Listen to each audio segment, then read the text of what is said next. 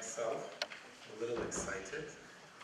Actually, I talked to a friend to ask help that I'm going to give a TEDx talk. He was more experienced than I am in TED. And he said to me, "You gotta manage your time." Then I thought that this time management thing kills Mohammed. And I'm here to do Mohammed. And Mohammed takes time. So, I like words, I like etymologies, and Mohammed, as some of you would know, comes from the Arabic root hub. And hub is love.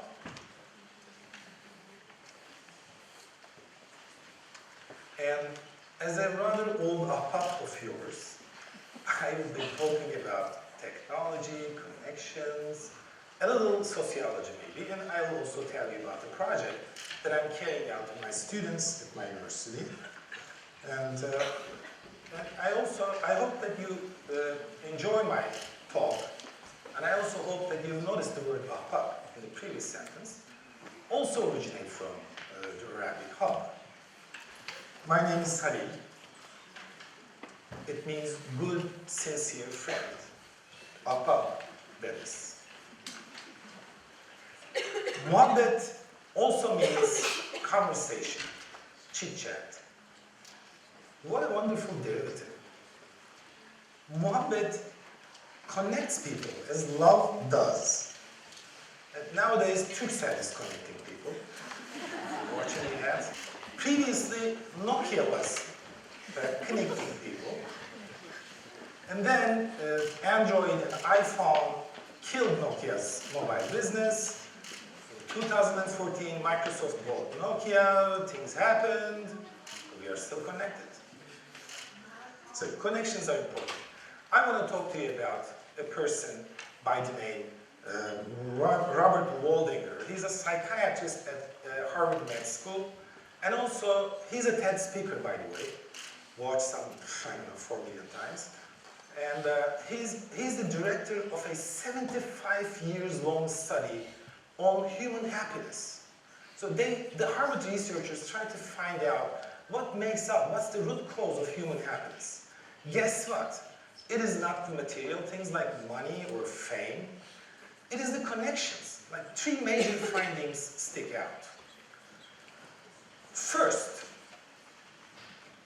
connections with your friends, family, and the community around you is good for your physical and mental health. And secondly, quality of your relations with close connections is also good for a happy, long, healthy life.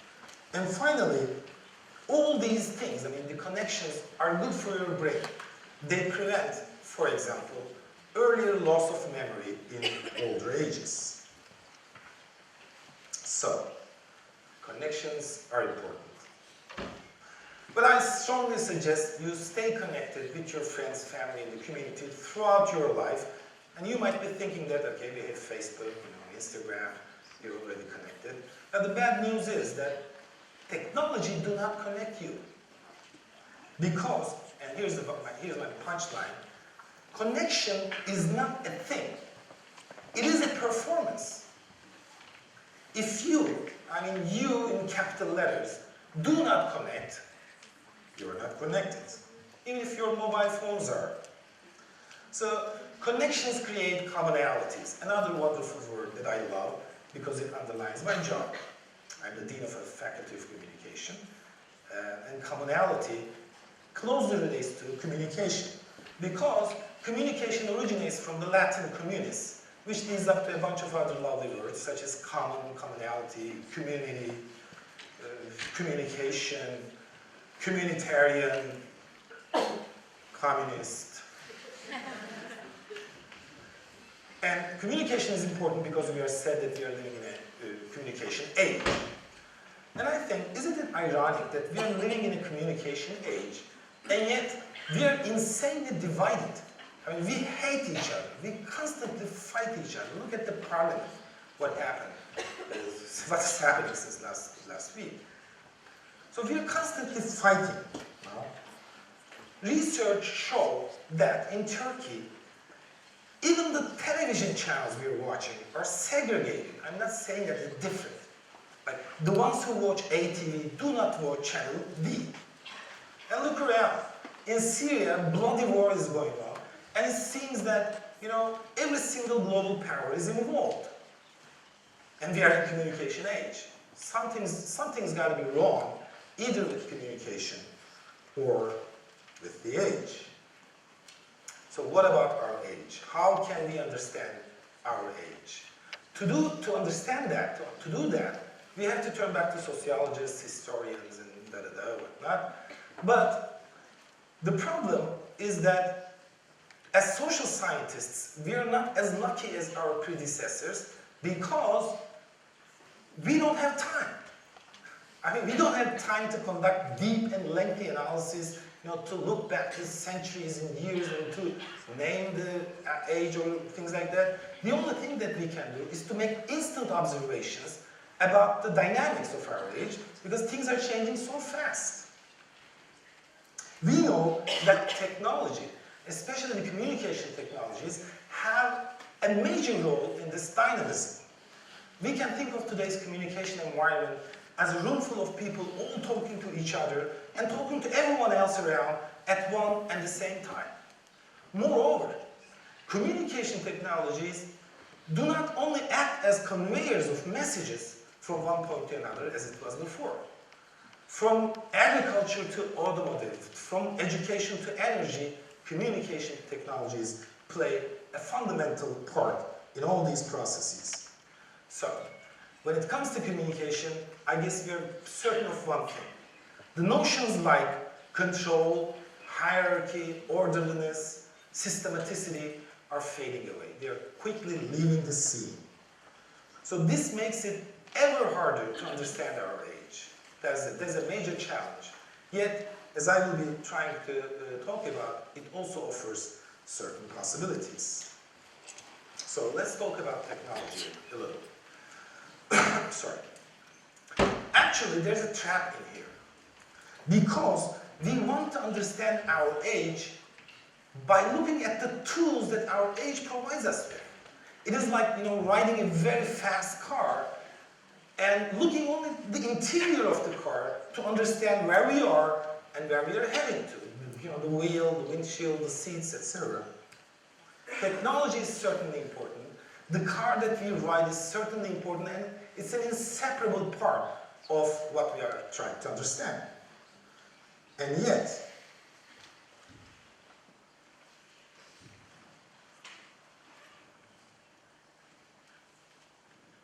technology itself, I mean, by itself, do not connect people. Here's my point. I know we can use technology to connect with others, but that should not surprise us. Nor should we celebrate that we are finally connected because we have Facebook. We have always been connected.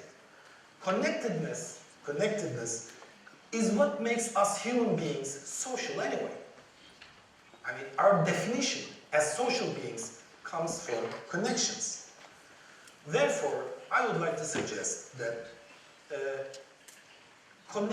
talking about connections and technology is precisely a sociological question.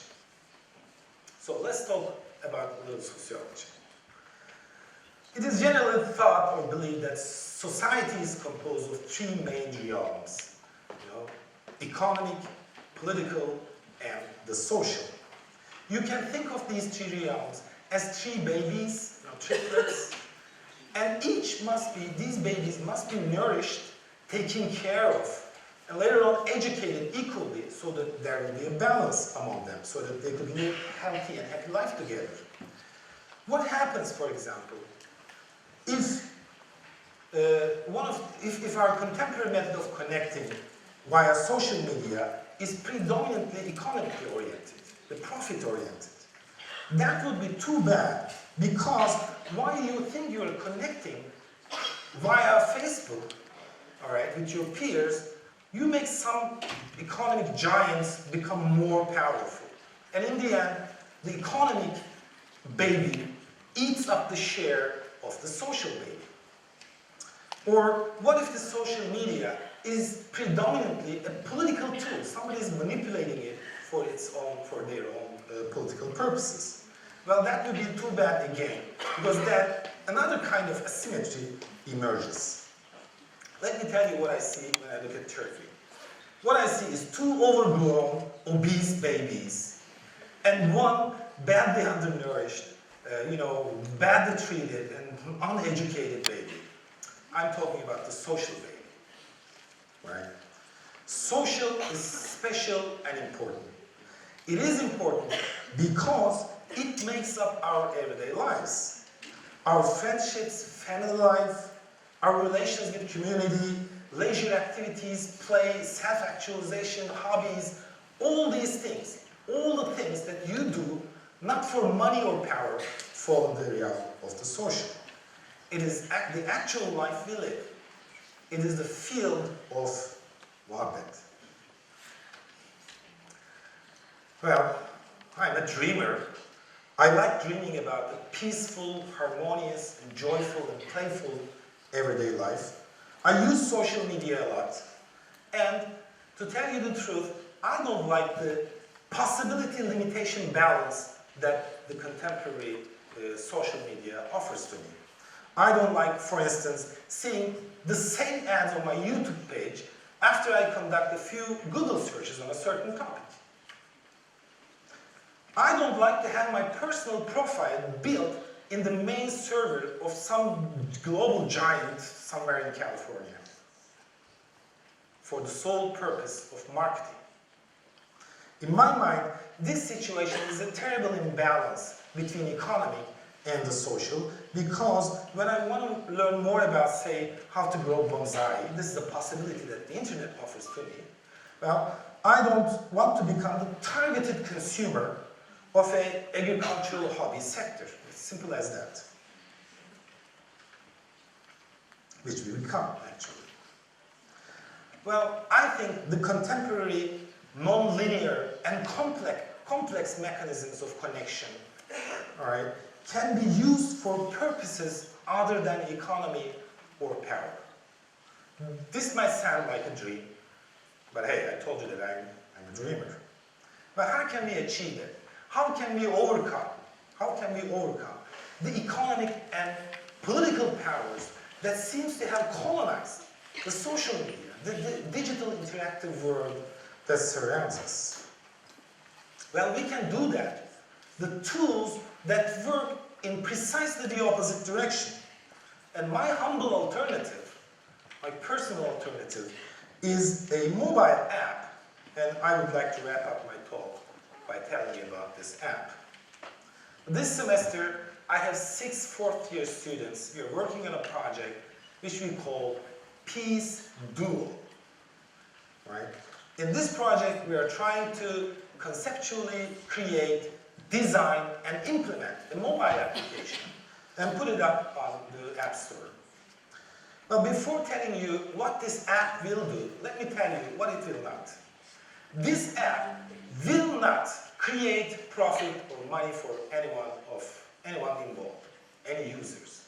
Secondly, it will not create political asymmetries amongst its users or for anyone else. It will create, we hope, that only learning, observation, peace. Let me tell you what it will do.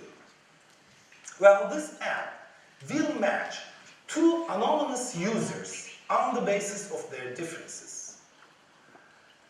Like, if you're a Fenerbahçe fan, you'll be matched with a Galatasaray supporter. If you're a Muslim, you'll be matched with a Catholic. If you live in the East, you'll be matched with someone in the West. For a 10 days period, the couple will share their everyday life moments in the form of pictures, videos, emotions, texts. At the end of the 10 days period, the duo will be unmatched to be connected yet with other different users. While they are doing this, throughout the process, a public document will be created. All the shared materials will be shared with everyone else. So, why are we doing that? Why are we doing doing such a social experiment called Peace Duo? Well, we are doing this experiment because we believe, or I believe, that despite all the differences we have, we live similar lives. And we want to document this similarity, this commonality. We want to demonstrate that we are living in a community. We want to emphasize that communication, defined as muhabbet, without political or economic interests, is simply good. We experience similar joys, similar excitements, disappointments, and concerns. We share a similar routine. We believe that when conceived, when conceptualized on the level of the social, all these differences do not translate into antagonisms. I don't know. Maybe the public document we create about everyday life would inspire an artist, a novelist, a filmmaker, or maybe it becomes the research material of a sociologist who study how peace is possible in this world. We don't know. But thank you very much for listening.